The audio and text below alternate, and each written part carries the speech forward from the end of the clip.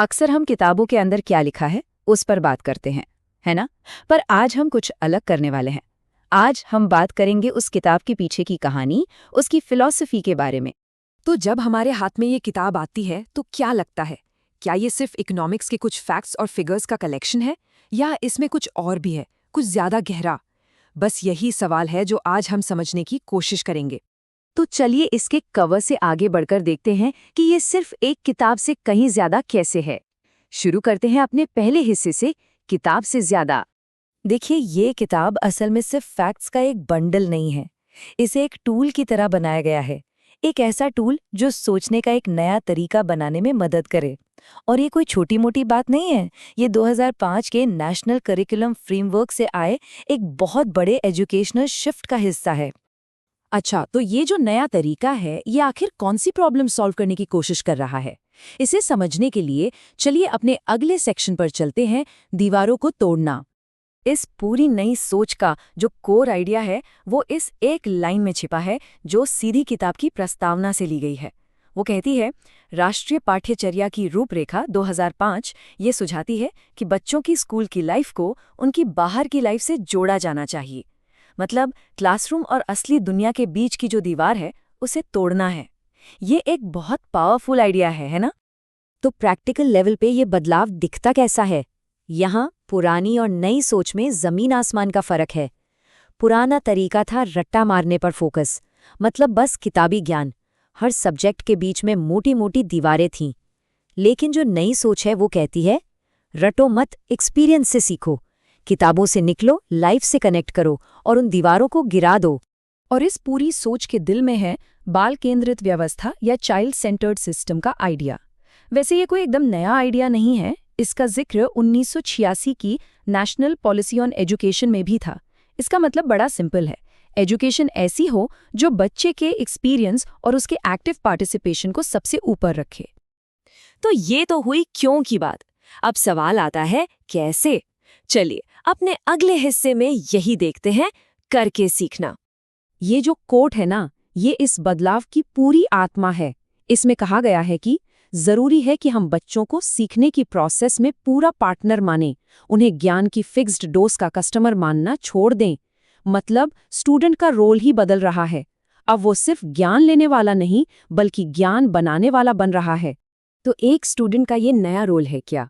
अब उनसे उम्मीद की जाती है कि वो इमेजिन करें, सवाल पूछें, आपस में डिस्कस करें और फिर आखिर में खुद नॉलेज क्रिएट करें।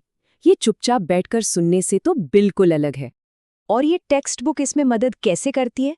ये सोचने पर, वंडर करने पर जोर देती है।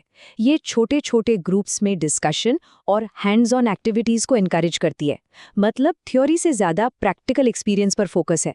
असल में यही तो है करके सीखना। लेकिन सवाल ये है कि क्या ये सारी बातें सिर्फ कागज़ पर अच्छी लगती हैं, या ये फिलॉसफी वक्त के साथ आने वाले चैलेंजेस का सामना भी कर सकती है?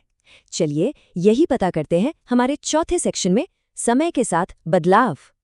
जैसे अभी हाल ही में जो कोविड-19 पैंडेमिक आया, उसने एजुकेशन के सामने एक बहुत बड़ा चैलेंज खड़ा कर दिया।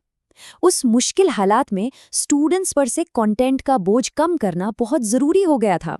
और इसी ज़रूरत को पूरा करने के लिए कंटेंट रैशनलाइजेशन का प्रोसेस शुरू हुआ।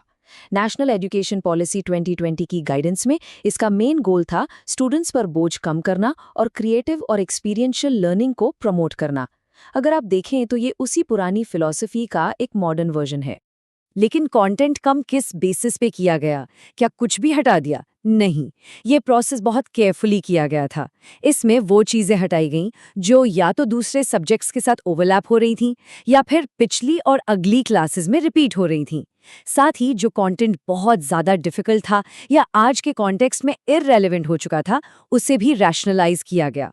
और हाँ, वो मटेरियल भी जिसे स्टूडेंट्स खुद से भी सीख सकते हैं। तो अब तक हमने ये समझ लिया कि ये फिलॉसफी क्या है, ये कैसे काम करती है और वक्त के साथ कैसे अडैप्ट करती है।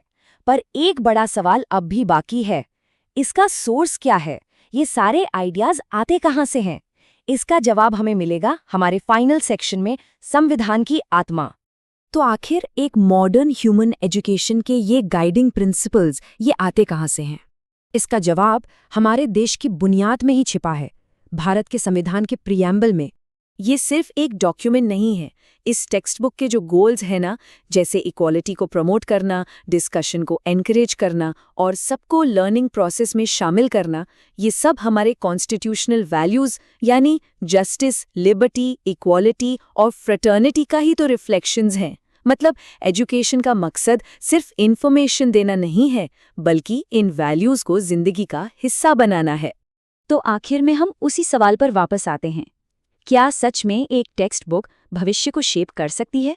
और जब हम ये समझते हैं कि ये सिर्फ फैक्ट्स का कलेक्शन नहीं है, बल्कि सोचने का एक तरीका है, हमारे संविधान के आइडियल्स को प्रैक्टिस में लाने का एक जरिया है, तो शायद इसका जवाब हाँ ही होगा।